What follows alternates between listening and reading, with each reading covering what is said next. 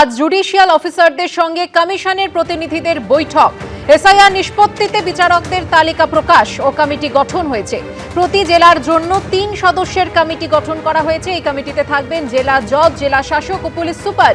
কিভাবে নজরদারি চালাবে এই কমিটি এবং আজকের এই বৈঠক কখন শুরু হবে জানবো, কথা বলে নেব আমাদের প্রতিনিধি রুমা পালের সঙ্গে। রুমা, দেখো, জানিয়ে রাখি এটা ভার্চুয়াল বৈঠক হবে এমনটাই জানা যাচ্ছে এবং এটা হাইকোর্ট থেকেই হবে এবং বিকেলে এই জুডিশিয়াল অফিসারদের সঙ্গে ভিডিও কনফারেন্স হবে এমনটাই জানা যাচ্ছে। অন্যদিকে জানিয়ে রাখি কিন্তু আজকে কিন্তু প্রত্যেক জেলাতেই যেটা বৈঠক হবে এবং সেক্ষেত্রে এটাও ঠিক যে সোমবার থেকে যেহেতু কাজ করতে চাইছে এবং সোমবার থেকে এই কাজ শুরু হবে, তার আগে কিন্তু সমস্ত কাজ যাতে প্রত্যেকে বুঝিয়ে দেওয়া যায় এবং সমস্ত কাজ যাতে হয় সেই ক্ষেত্রেই কিন্তু এই ব্যবস্থা। এদিকে জানিয়ে রাখি যেমন আজকে যেমন উত্তর কলকাতার ক্ষেত্রে যদি ধরি, সেটা 10:30 প্রায় 11:30টার সময় কিন্তু উত্তর কলকাতা যারা ক্ষেত্রে যে সমস্ত বিচারকরা এবং কমিশনের প্রতিনিধিরা থাকবেন তারা বৈঠক করবেন। প্রত্যেকটা জেলাতেই কিন্তু এই বিচারকদের নিজেদের দায়িত্ব কিন্তু বুঝে নেওয়ার নির্দেশ দেওয়া হয়েছে। এবং অন্যদিকে জানিয়ে রাখি যে কমিশনের তরফ থেকে যেহেতু কালকে রাত 12টার সময় ইআরওদের তরফ থেকে যে স্ক্রুটিনি চলছিল সেটা কিন্তু বন্ধ হয়ে গিয়েছে 21শে ফেব্রুয়ারি। তারপরে যেহেতু ডিএমদের যা রীতি অনুযায়ী যে ডিএমদের কাছে সেটা যাচাইয়ের বিষয়টা ছিল, কিন্তু এখন দেখা যাচ্ছে যেহেতু এটা একেবারে সুপ্রিম কোর্টের নির্দেশে হাইকোর্টের তত্ত্বাবধানে পুরো এই যাচাই পর্ব চলবে, সেক্ষেত্রে কিন্তু সমস্ত এসি ওয়াইজ এবং ডিস্ট্রিক্ট ওয়াইজ যে তালিকা সেটা অবশ্যই কমিশন সেটা দেবে। তবে কমিশন কাল পর্যন্ত বলেছিল যে প্রায় 45 লক্ষ এরকম ডকুমেন্টস রয়েছে যাদের যাচাইয়ের পর্বের মধ্যে পড়তে চলেছে। তবে এটা ঠিক ফাইনাল লিস্ট আসার পর বোঝা যাবে যে কতজন কত ডকুমেন্ট কিন্তু এই আওতায় আসছে সেটা বোঝা যাবে। তবে এটাও ঠিক যে প্রায় 250 জন জুডিশিয়াল অফিসার দেওয়া সম্ভব হবে এমনটাই জানা যাচ্ছে, যদিও প্রতি বিধানসভা কেন্দ্র অনুযায়ী কিন্তু কমিশন চেয়েছিল যেরকম জুডিশিয়াল অফিসার যাতে দেওয়া হয়। এবং তার সঙ্গে এটাও ঠিক যে সমস্ত যা জানা যাচ্ছে কমিশন সূত্রে খবর যে, এবং যেহেতু কালকে এই বৈঠক ছিল এবং বৈঠকের পরই কিন্তু পুরো 21শে ফেব্রুয়ারি থেকে 9 মার্চ মানে বলা যেতে পারে সমস্ত সেশন জাজ, চিফ জাজ, অতিরিক্ত জেলা বিচারক, বিশেষ সিবিআই কোর্ট, বাণিজ্যিক আদালত, পক্সো কোর্ট, সিটি সিভিল এবং সেশনস কোর্টের বিচারকদের কিন্তু কোনো ধরনের ছুটি না নেওয়ার নির্দেশ দেওয়া হয়েছে। এবং সেক্ষেত্রে এটাও ঠিক ফাস্ট ট্র্যাক কোর্টের যারা বিচারকরা তারাও কিন্তু এই নির্দেশে প্রযোজ্য হবে তাদের ক্ষেত্রেও। খুব বোঝা যাচ্ছে যে এসআইআর প্রক্রিয়ার ক্ষেত্রে যে একদম যে ফাইনাল ডেস্টিনেশনে পৌঁছে যে এই ধরনের যে সমস্ত তথ্য আরো দেখতে হবে, আরো বিচার করতে হবে। এবং সেক্ষেত্রে কিন্তু দেখা যাচ্ছে যে সিসিটিভির তত্ত্বাবধানে সিসিটিভি থাকবে, যেখানে এই ভেন্যু ঠিক করা হবে সেখানে কিন্তু সিসিটিভি থাকবে এমনটাই কিন্তু জানিয়েছে কমিশন। সোমবার থেকে কাজ শুরু হবে, যেহেতু 28শে ফেব্রুয়ারি ফাইনাল ভোটার লিস্ট বেরোনোর কথা। এবার প্রশ্ন হচ্ছে যখন কালকে থেকে যে কাজ শুরু হবে, একে একে ধাপে ধাপে যখন এই ডকুমেন্টসগুলো চেক হয়ে আসবে, তাহলে সেই ডকুমেন্টস কি 28শে ফেব্রুয়ারি যে লিস্ট হবে তাতে কি যুক্ত হবে?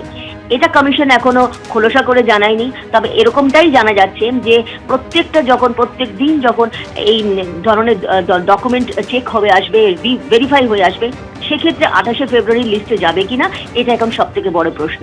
অবশ্যই কমিশন সে ব্যাপারে সুস্পষ্ট যেটা যে তাদের যে বিষয়টা তারা জানাবেন। তবে এটা ঠিক কাল থেকে এটা শুরু হয়ে যাচ্ছে এবং আজকের থেকেই বৈঠক এবং ভিডিও কনফারেন্সের মাধ্যমে কতগুলো এরকম ধরনের ডকুমেন্টস রয়েছে যাচাই করতে হবে, সমস্ত কিছু জানা যাবে। এবং অবশ্যই আজকের বিষয়টা যেমন ক্রুশাল এবং কালকের থেকে যেহেতু কাজ শুরু হচ্ছে আরো অনেক গুরুত্বপূর্ণ হচ্ছে যাতে যেই ডকুমেন্টসগুলো পড়ে রয়েছে। এবার বলি যে কোন ডকুমেন্টস এই আওতায় আসছেন, যেখানে অবশ্যই তোমার কাছে জেনে নেব রুমা। তবে তুমি আমাদের সঙ্গে থাকো। এই মুহূর্তে আমরা টেলিফোনে যোগাযোগ করে নিয়েছি তৃণমূল মুখপাত্র অরূপ চক্রবর্তীর সঙ্গে। অরূপবাবু, আজ জুডিশিয়াল অফিসারদের সঙ্গে কমিশনের প্রতিনিধিদের বৈঠক রয়েছে এবং আমরা জানি যে প্রতি জেলা ভিত্তিক কিন্তু একটি হাই পাওয়ার কমিটি গঠন করে দিয়েছে কলকাতা হাইকোর্ট এবং আগামীকাল থেকে কিন্তু কাজ শুরু হবে। সবই ঠিক আছে, কিন্তু এগুলো করতে হলো কেন? এগুলো করতে হলো কারণ সরাসরি দেশের সর্বোচ্চ ন্যায়ালয় তারা কার্যত নির্বাচন কমিশনের উপর আস্থা রাখতে পারলেন না যে নির্বাচন কমিশনের অফিসাররা তারা এই এসআইআর প্রসেসটা সঠিকভাবে করছেন। অর্থাৎ কোথাও গিয়ে একটা স্বয়ং দেশের আদালত বুঝিয়ে দিল যে নির্বাচন কমিশন ভোট চোর। যেই কথা বিরোধীরা বলছিল, আচ্ছা এইটা তো করার কথা এবং একমাত্র নির্বাচন কমিশনের। সারা ভারতবর্ষে নির্বাচন কমিশন ভারতবর্ষের সব রাজ্যের ভোটার লিস্টের তালিকা তৈরি করবে, ত্রুটিমুক্ত করবে, সমস্ত কিছু করবে। সেইখানে দাঁড়িয়ে সুপ্রিম কোর্ট নজরদারি করছিল এতদিন, এখন সরাসরি ডাইরেক্টিভ দিল যে না, কোর্ট মনিটরড অফিসাররা এই কাজ করবেন। অর্থাৎ যে মাইক্রো অবজারভারদের গল্প দেওয়া হচ্ছিল, যে মাইক্রো অবজারভাররা কার্যত বিজেপির এজেন্ট হয়ে বৈধ ভোটারের নাম বাদ দিতে চাইছেন, সওয়াল উঠেছিল সুপ্রিম কোর্টে। রাজ্যের মুখ্যমন্ত্রী মমতা বন্দ্যোপাধ্যায় পর্যন্ত আর্গুমেন্ট করেছিলেন, জানিয়েছিলেন বিচারপতিদের মাইক্রো অবজারভারদের ভূমিকা নিয়ে। তখনই নির্বাচন কমিশন তাদের সম্পর্কে উষ্মা প্রকাশ করেছিল সুপ্রিম কোর্ট। এই নির্দেশাবলী কার্যত সুপ্রিম কোর্টের গালে চপেট আঘাত ছাড়া আর কিছু নয়। নির্লজ্জ দোকান কাটা কমিশন, এরপরও তাদের বোধোদয় হবে না। এরপরও যদি তারা দালালি করে বৈধ ভোটারদের নাম বাদ দিতে চায়, তাহলে কিন্তু আগামী দিন কপালে আরো দুঃখ অপেক্ষা করছে। বাংলার ভোটারদের নাম বাদ দেওয়ার জন্যই লজিক্যাল ডিসক্রিপেন্সির অসভ্যতা করা হয়েছিল, সেটা হাতে নাতে ধরা পড়ছে। এরপরও সুপ্রিম কোর্ট কমিশনের উপর আস্থা রাখতে না পারার অন্যতম নজির। এবং এরপরে যদি ন্যূনতম লজ্জাবোধ বলে কিছু থাকতো, তাহলে দুহাত জোর করে এই ভ্যানিশ কুমাররা ক্ষমা চাইতো রাজ্যের মানুষের কাছে যে আমাদের প্রসেসে ভুল ছিল, আপনাদের কাছে আমরা মার্জনা চাইছি। কিন্তু এরপরে এরা বড় বড় জ্ঞানের বাণী দেবে, zero error in Bihar SIR এর মতো, হয়তো বলবে zero error in Bengal SIR. ধন্যবাদ অরূপ বাবু। যেমনটা আপনাদের জানাচ্ছিলাম, প্রতি জেলার জন্য 3 সদস্যের কমিটি গঠন করা হয়েছে এবং সুপ্রিম কোর্টের নির্দেশ পালন হচ্ছে কিনা তা খতিয়ে দেখবে এই কমিটি। সুপ্রিম কোর্টের নির্দেশ পালনে প্রয়োজনীয় পদক্ষেপ নেবে এই কমিটি। প্রতি বিধানসভা কেন্দ্রে একজন করে জুডিশিয়াল অফিসার চাইল কমিশন, এমনটাই সূত্রের খবর। আরও একবার আমাদের প্রতিনিধি রুমা পালের সঙ্গে কথা বলে নেব। রুমা, যেমনটা তুমি জানাচ্ছিলে, বেশ কিছু নথির কথা তুমি বলছিলে। আগামীকাল থেকে আমরা জানি যে এই কমিটি কিন্তু কাজ শুরু করে দেবে, এমনটাই নির্দেশ দিয়েছে কলকাতা হাইকোর্ট। দেখো, জানি নাকি যে কি ধরনের ডকুমেন্টস এর আওতায় পড়ছে। যেটা জানা যাচ্ছে কমিশন সূত্রে খবর, যে দেখা যাচ্ছে যে সার্টিফিকেট দিয়েছে সেখানে তথ্য ঠিক নেই, ব্ল্যাঙ্ক ডকুমেন্ট রয়েছে, নো অ্যাডমিসিবল রয়েছে। এসআইআর যে প্রজনীর ক্ষেত্রে সেই তথ্য সেখানে একটু দেখা যাচ্ছে গরমিল রয়েছে। কোনো জায়গায় দেখা যাচ্ছে যে পেরেন্টসের যে তথ্য রয়েছে সেখানে গরমিল রয়েছে, জন্ম তারিখের আলাদা রয়েছে এবং ডকুমেন্ট এগুলো রয়েছে। এবং আরেকটা বিষয় দেখা যাচ্ছে, কোনো কোনো ক্ষেত্রে দেখা যাচ্ছে যে মহিলাদের ক্ষেত্রে দেখা যাচ্ছে তারা নিজেদের ডকুমেন্ট না দিয়ে তাদের হাজবেন্ড অর্থাৎ স্বামীদের ডকুমেন্ট দিয়েছে। সেখানে কিন্তু একটা প্রশ্ন হচ্ছে, এক্ষেত্রে কিন্তু অবশ্যই এই ধরনের ডকুমেন্ট যেখানে মহিলারা নিজেদের ডকুমেন্ট দিতে পারছেন না, স্বামীদের দিয়েছেন, সেক্ষেত্রে অবশ্যই যেমন প্রশ্নচিহ্নের মুখে রয়েছে। এছাড়াও কিন্তু গ্রাসরুট লেভেলে আমরা কি দেখেছি, অনেক মহিলাদেরই কিন্তু তাদের নিজেদের ডকুমেন্ট নেই। দেখা যাচ্ছে যে তাদের আগের ডকুমেন্ট ছিল না বা তাদের 2002-তে নাম ছিল না। এরকম নানা রকম সমস্যা নিয়ে কিন্তু আমরা দেখেছি, সিও দপ্তরও এসেছে, বারবার কিন্তু বিভিন্ন জায়গা থেকে আমাদের কাছে খোঁজও এসেছে। সেক্ষেত্রে কি প্রযোজ্য হবে, এটা ঠিক যখন যাচাই পর্বের সময়। তোমাকে একটু থামাচ্ছি, কারণ এই মুহূর্তে আমরা টেলিফোনে যোগাযোগ করে নিয়েছি সিপিএম এর কেন্দ্রীয় কমিটির সদস্য সুজন চক্রবর্তীর সঙ্গে। সুজন বাবু, গত পরশুদিন সুপ্রিম কোর্ট নির্দেশ দিয়েছিল হাইকোর্টের প্রধান বিচারপতির উদ্দেশ্যে যে এসআইআর এ যত রকমের লজিক্যাল ডিসক্রিপেন্সির অভিযোগ আছে সেই সমস্ত অভিযোগ খতিয়ে দেখতে হবে এবং বাকি কাজ সম্পূর্ণ করতে হবে। সেই মতো গতকাল বৈঠক হলো এবং তারপর যেমনটা জানা যাচ্ছে যে প্রতি জেলার জন্য 3 জন সদস্যের একটি হাই পাওয়ার কমিটি গঠন করা দেওয়া হয়েছে এবং সুপ্রিম কোর্টের নির্দেশ যাতে সঠিকভাবে পালন করা হয় তার নজরদারিও করবে এই হাই পাওয়ার কমিটি। কি বলবেন?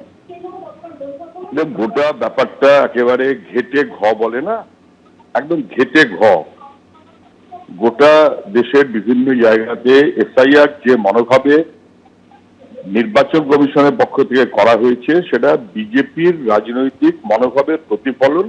এটা নিয়ে কারুর কোনো সন্দেহ থাকার কথা না। নির্বাচন কমিশন প্রধানমন্ত্রী এবং স্বরাষ্ট্রমন্ত্রীর অনুগত মনোভাব নিয়ে যদি চলে, তাহলে নির্বাচন কমিশন তার ক্রেডিবিলিটি, তার নিরপেক্ষতা এ নিয়ে প্রশ্ন উঠবেই।